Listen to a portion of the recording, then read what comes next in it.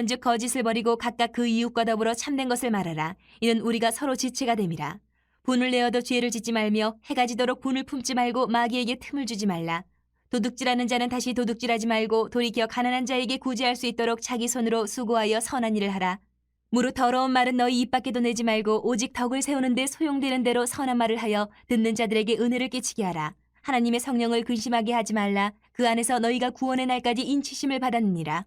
너희는 모든 악독과 노함과 분냄과 떠드는 것과 비방하는 것을 모든 악의와 함께 버리고 서로 친절하게 하며 불쌍히 여기며 서로 용서하기를 하나님이 그리스도 안에서 너희를 용서하심과 같이 하라. 성령님은 곧 하나님이십니다. 내일부터 또 우리 서울로의 연합으로 어린이 여름 성경 캠프가 신학원에서 개최가 되는데요. 이번 주제가 그래요. 어린이 주제도 삼위일체이신 하나님을 알아가요. 이렇게 돼 있어요. 성령님은 곧 하나님이십니다. 성령을 근심하게 하는 것은 곧 하나님을 근심하게 하는 일이 됩니다. 하나님을 근심하게 하는 일은 이 불신자들이 하는 일이지 믿는 우리 신자가 할 수 있는 일은 아닌 거예요. 너무 명확한 거죠. 만일에 성령을 근심하게 하는 사람이 있다면 그 사람은 불신자이거나 불신자의 행동을 하는 거예요. 결코 성도의 행동이 될 수가 없는 겁니다. 그리고 우리가 자기 입에 붙은 대로 부를 수도 있는데 반드시 성령이라고 불러야 돼요. 호칭을. 어떤 분은 성신이라고 부르는 경우도 있는데 이것을 한자나 영어 성경을 통해서 명확하게 부르면 성신은 사실 잘못된 말입니다. 신학적으로도. 성령님이에요. 왜냐? 성경 원문이 그렇게 돼 있어요. 성령으로. 성령은 홀리 스피릿이고 성신은 홀리 갓이에요. 하나님이에요.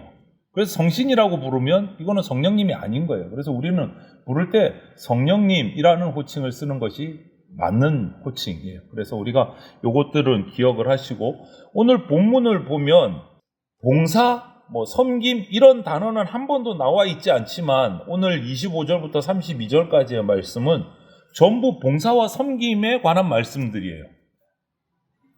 28절에 도둑질하지 말고 돌이켜 가난한 자에게 구제할 수 있도록 자기 손으로 수고하여 선한 일을 하라 이렇게 했습니다. 이 말씀의 뜻은 수고 없이 덕 보려고 도둑질하지 말라는 거예요. 다른 사람 돕기 위해서 스스로 수고하라라는 말이에요. 도둑질은 봉사, 섬김하고는 정반대의 행동인 거죠. 이 말을 우리가 두고 오늘 본문에서 할 수 있는 것은 성령의 인도하심을 받는 성도의 삶은 어떤 모습일까? 이것을 우리가 살펴봐야 돼요. 처음 던지는 것이 이제 도둑질하지 말라, 스스로 수고하라. 성령의 인도하심을 받는 사람의 성도의 모습인 거예요. 그러면서 그 첫 번째가 뭐냐? 시험에 들지 말라. 선한 일을 하기 위해서 우리 성령의 인도하심을 받는 성도들이 선한 일을 해야 되는데 선한 일을 하려면 우리는 마귀에게 시험당하면 안 돼요. 시험당하기를 원치 않는 우리 성도들은 당연히 시험을 당하지 않으려면 우리를 시험하는 마귀에게 시험할 시간적 여유, 기회를 주면 안 되는 거죠. 당연한 거죠, 이거는. 오늘 본문에서 마귀에게 시험받지 않기 위해서는 뭐 하라고 했느냐? 거짓을 버리라 이렇게 말씀했어요. 거짓을 버리라. 이 시험이라는 것이 어떤 재난에서 위기 가운데서만 오는 게 아니다라는 거죠. 우리가 거짓을 말하게 되면 벌써 그 거짓을 말하는 동기 밑에 깔린 그 심중에는요 이미 시험받고 있다라는 거예요. 거짓을 말한다. 에덴 동산의 아담과 하와만 봐도 우리가 창세기를 지금 묵상하고 있지만 주일 오전에 거짓을 말하는 그 속에는 벌써 시험이 들어가 있는 거예요. 마귀의 시험에 흔들리고 있다는 거예요. 그래서 마귀는요, 우리가 흔들릴 때 거짓을 말할 그 사람에게 접근해서 완전히 넘어지게 하고 쓰러지게 합니다. 성령의 인도하심을 받지 못하도록 해요. 아담과 하와에게 그 나타난 마귀가 간교한, 원어로 해석하면 지혜로운 뱀의 모습으로 나타나서 먼저 하와를 가모니솔로 꿰어서 하나님께서 에덴 동산에서 먹지 말라고 한 선악을 알게 하는 나무 열매를 결국은 먹게 만들어 버리잖아요. 꿰어서. 그 과정 가운데 하와가 이 뱀과의 대화 가운데서 우리 묵상했잖아요. 조금씩 미혹해서 끝내는 넘어지게 만들어요. 거기에 뭐가 들어가 있습니까? 거짓이 들어가 있다. 그 사탄이 들어간 뱀의 혀에는요, 거짓이 섞여 있어요. 자기 합리화를 하게 만듭니다. 책임 회피하게 만듭니다. 결국은. 그래서 쓰러지는 거잖아요. 시험에 드는 거잖아요. 여러분, 우리가 성도로서, 믿는 자로서 하나님을 기쁘시게 하는 삶을 살려면 마귀에게 마귀가 나를 시험할 시간적 틈새를 주면 안 되는 거예요. 틈새를 주면. 그리고 오늘 거짓을 버리라고도 했고, 시험에 들지 않으려면 분을 내지 말라고 또 말씀하셨어요. 오늘 보면 분을 내지 말라. 화가 난 사람은 실수하기 쉽다라는 거예요. 시험에 넘어가기 쉽다라는 거예요. 성령의 인도하심을 받는다고 하는 우리 성도된 우리가, 저와 여러분이 화를 내면 실수할 수 있다. 이처럼 마귀에게 시험할 여유를 주는 일이 없어야 돼요. 우리가 성령의 인도하심을 받으려. 흙탕물 주변을 걸어가면서 기도를 해요. 하나님, 흙탕물 튀지 않게 해주십시오. 이것처럼 어리석은 게 없어요. 흙탕물 튀지 않게 하려면 흙탕물 근처에를 아예 안 가는 게 제일 좋은 거예요. 그런데 굳이 흙탕물 옆을 걸어가면서 흙탕물 튀지 않게 해주십시오. 어리석은 거잖아요. 범죄하지 않게 해주십시오 하면서 범죄 근처를 오락가락해요. 그러면 안 되는 거죠. 거짓을 버려야 되고 분을 내지 말아야 돼요. 그것이 성령의 인도하심을 받는 오늘 본문에서 말하는 방법의 첫 번째. 거짓을 말하지 말라. 분을 내지 말라. 그리고 성령의 인도하심을 받기 위해서 할 것은 악을 버리라. 이렇게 되어 있어요. 악을 버리라. 마귀가 나에게 시험하지 못하도록, 악행하지 못하도록 막는 거 중요합니다. 거짓말하지 않고 분을 내지 않고. 그런데 그것으로 다 끝난 게 아니에요. 내 자신이 악을 행하지 않도록 조심해야 돼요. 흙탕물 근처에 안 가야 돼요. 죄지을 근처에 빌미를 제공하지 않아야 된다. 이것은 우리가 성령의 인도하심을 받아서 선을 행하는 사람으로, 하나님을 기쁘시게 하는 사람으로 살아가는데 정말 중요한 일이에요. 아예 그 근처에 안 가는 것. 안 가는 것. 그런데 세상을 살다 보면 근처에 가야 할 때가 있죠. 안 그러면 손해볼 것 같고, 안 그러면 미치는 장사할 것 같고, 안 그러면 조롱당할 것 같고, 그 근처에 같이 하지 않으면.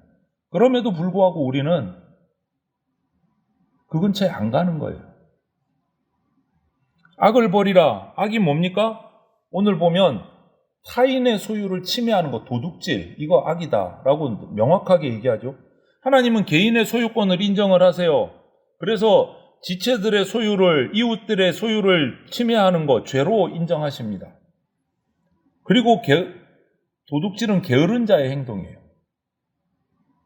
근면한 자, 부지런한 사람은 도둑질할 일이 없어요. 그리스도인은 근면한 사람이지 게으른 사람이 아닙니다. 그리고 악은 오늘 29절에 무릇 더러운 말은 너희 입 밖에도 내지 말고, 악이 어디서 시작하냐? 악한 말에서 시작돼요. 성도의 입은 거듭난 사람의 입입니다. 더럽고 추한 말이 나올 수가 없는 입이에요. 입에서 나오는 것이 아니고 더러운 말은 마음에서 나오는 거예요. 예수님도 말씀하셨어요. 입으로 나오는 것이 더러운 거다고. 입으로 나오는 것이. 우리가 음식을 먹고 나오는 배설물이 더러운 게 아니고 우리 입으로 나오는 것이 더럽다. 왜? 우리 마음속에 이 생각이 나오기 때문에 그것이 더럽다고 말씀하셨어요.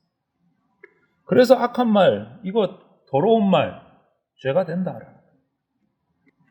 악독을 멀리하고 노함, 분냄도 다 악행이 멀리하고 떠드는 건 멀리하라는 거예요.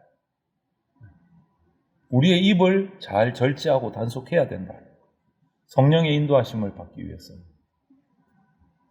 하나님은 질서의 하나님이시고 혼란의 하나님이 아니세요.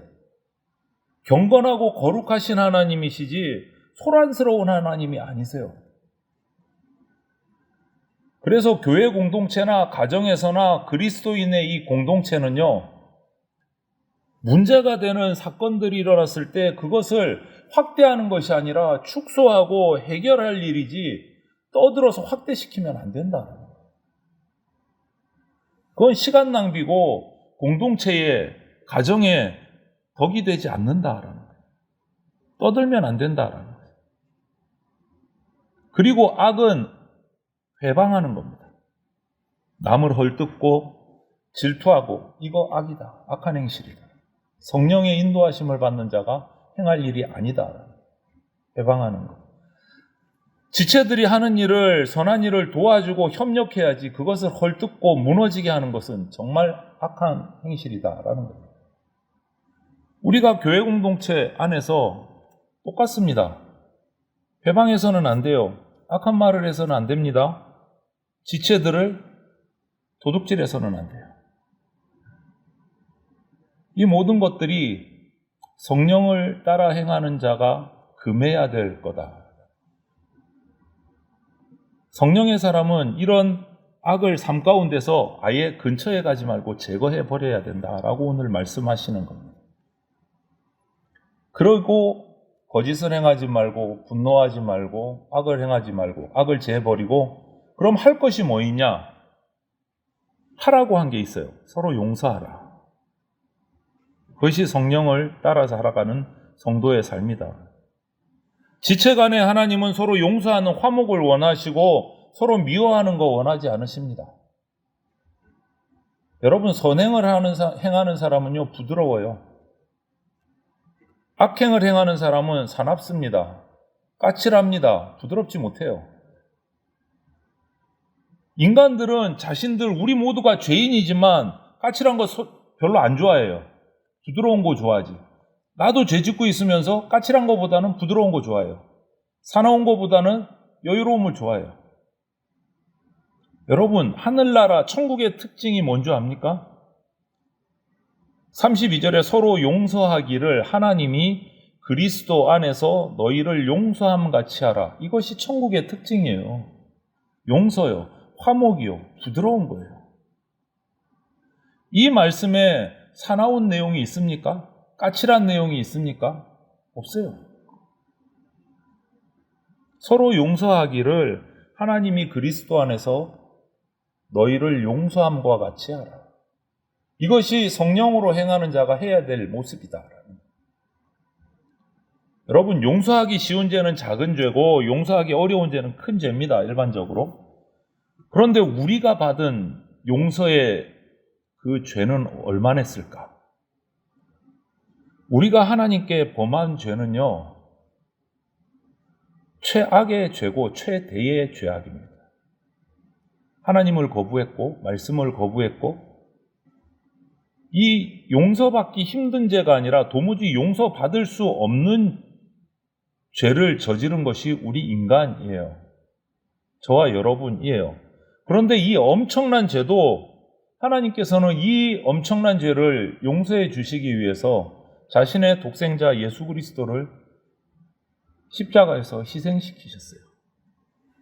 그거 말고는 용서해 줄 방법이 없기 때문에. 죄가 없는 분이 희생돼야 우리의 죄를 용서해 줄 수 있기 때문에. 예수 그리스도 독생자를 희생시키셨어요. 하나님께 이 큰 빚을 탕감받은 우리가요, 오늘 이 32절 말씀을 잊어서는 안 되는 거예요. 서로 용서하기를 하나님이 그리스도 안에서 너희를 용서함과 같이 하라. 우리는 서로 용서할 줄 알아야 돼요. 누구 안에서요? 우리를 용서해 주시고 죽어주신 예수 그리스도 안에서. 거듭난 성도가 이렇게 큰 용서를 받고 거듭난 성도가 앞으로 천국에 들어갈 하나님의 사람들이 마귀에게 시험 당할 여유를 주는 생활을 한다든지 악한 행실을 못 버린다든지 서로 용서하지 못한다면 성령님을 근심시키는 삶이 되는 겁니다. 위대한 성령의 사람이 될 수가 없는 거예요. 우리는 다 하나님의 자녀가 돼서 성령님을 근심하게 하지 말아야 되는 거죠. 하나님의 사랑, 예수 그리스도의 그 희생으로 거듭난 성령의 사람이 됐습니다. 저와 여러분들은. 그렇다면 우리가 이제 남아서 할 일은 뭐냐? 주님 다시 오시는 그날까지 하나님을 기쁘시게 하는 삶을 살아야 돼요. 걱정시키는 삶이 아니고 기쁘시게 하는 삶을 살아야 된다. 그것이 성령의 사람이 살아가는 방향이고 삶의 방식이다라는 거죠. 죄의 근처에는 아예 가지도 말아야 돼요. 죄의 근처에 가면서 하나님 저 죄 짓지 않도록 지켜주세요. 참 어리석은 거죠. 저와 여러분들이 오늘 이 말씀을 붙들고 거짓을 행하지 말고 악을 제하여 버리고 분내지 말고 서로 용서하고 서로 사랑하면서 하나님을 걱정시키는, 성령님을 걱정시키는 삶이 아니라 기쁘시게 하는 그 삶을 살아내는 그러한 하늘의 백성 다 되시기를 주님의 이름으로 축원을 드립니다. 아멘.